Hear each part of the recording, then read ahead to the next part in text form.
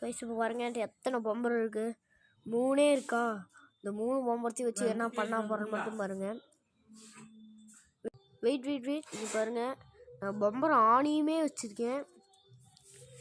கொத்து வச்சுருக்கணும். ஆனால் பம்பரம் ஆணிலாம் இந்த பம்பரம் என்னைக்கு எல்லாத்தையும் சூற விடணும் அன்னைக்கு இந்த பெரிய இந்த 3 பம்பரத்துக்கும் இந்த ஆணியை மாட்ட போகிறேன்.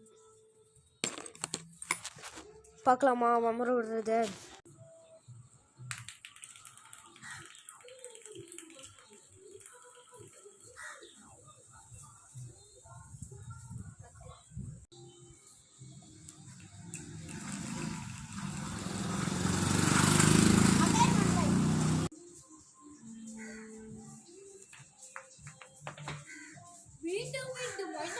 இப்போ இந்த பொம்பரத்தை உங்களுக்கு சுற்றி காட்ட போகிறோம். நிறைய பேர் பொம்பரத்துக்கே விட தெரியல.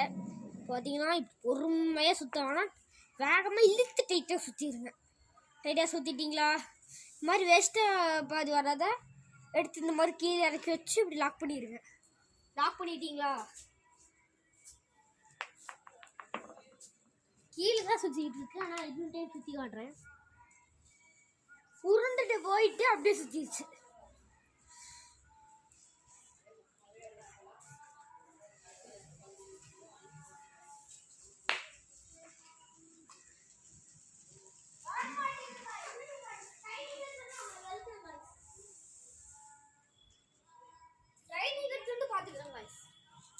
பாய், இதோட வீடியோ முடிச்சுக்கலாம்.